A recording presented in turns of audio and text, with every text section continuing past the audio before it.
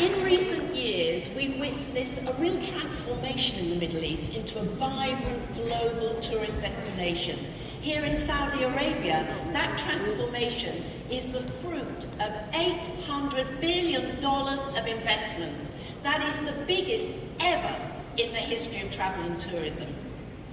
But you know, this is not only about financial prowess. Financial prowess is important, but it's not only about that.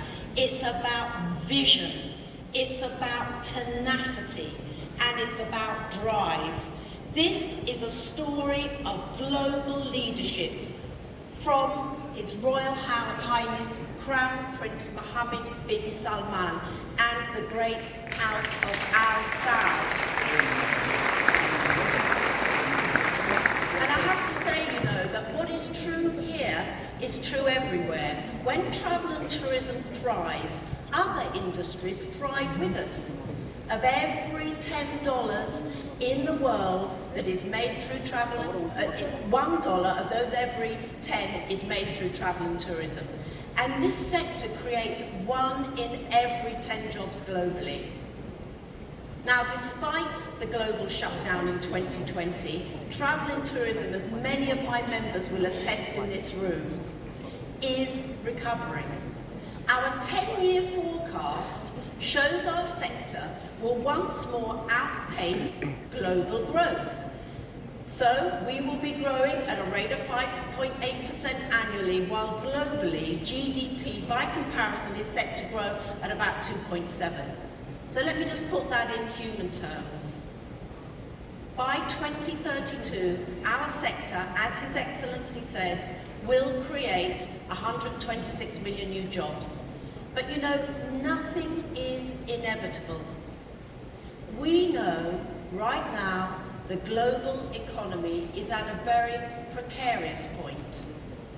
The war in Ukraine is devastating. We face new geopolitical threats. Inflation is undoubtedly a serious worry. And while a deep recession might yet be avoided, we have to admit our global economy at the moment is fragile. So I would really appeal to governments across the world, please take travel and tourism seriously. And why? Because we can help you. Today, bookings levels are very strong. Demand for travel is outstripping supply. We have high employment and record savings, and that's with yet waiting for China to reopen. But you know, too often our sector has been neglected. We saw it in the 1970s during the oil crisis, when the US government forced to ration energy supplies, classified travel and tourism as non-essential. We saw it starkly during COVID, when international coordination to safely reopen borders was, let's face it, it was non-existent. It was chaotic and shambolic. Back then, His Excellency Al-Khatib and the former UK Prime Minister, who will be speaking to you later today, Lady Theresa May, were lone voices calling for an international coordination and alignment. But now, we actually face the greatest crisis of our time, climate change. Extreme temperatures creating unlivable cities. Forest fires devastating our flora and our fauna. Rising seas which swallow up coastlines. You know, I was at the G20 and I spoke to His Excellency Koya from Fiji, and he told me he had just had to relocate an entire village of 400 families away from the coast. This problem is existential, and we are literally in our businesses on the front line.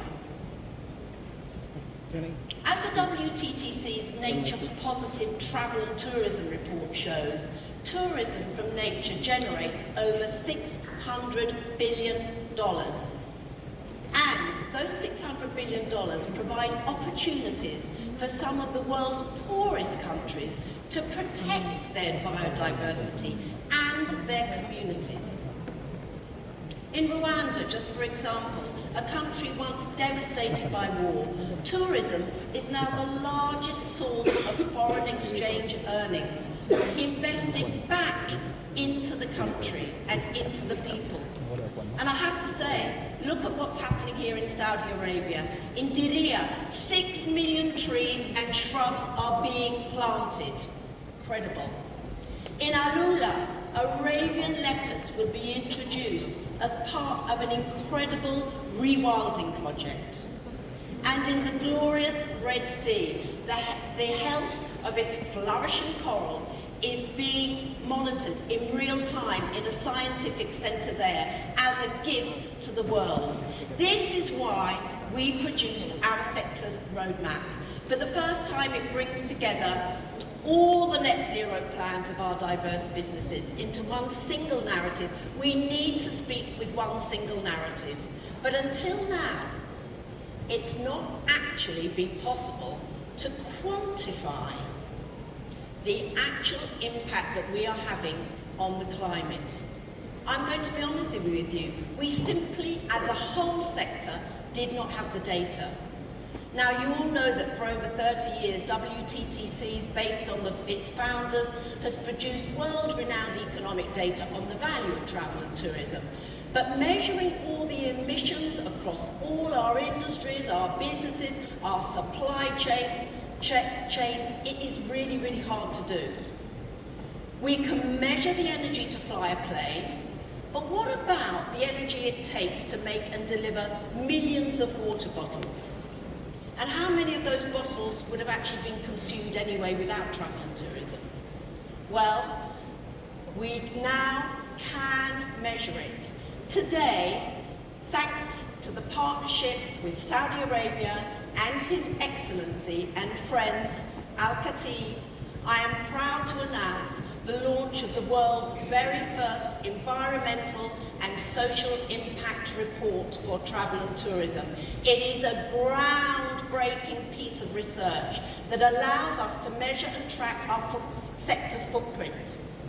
You know, there have been many attempts to do it before. One said that travel and tourism was responsible for 12% of all emissions, greenhouse gas emissions. But our research shows that in 2019, our base year, our greenhouse gas emissions totaled 8.1% globally. So now we know what we are working with. We can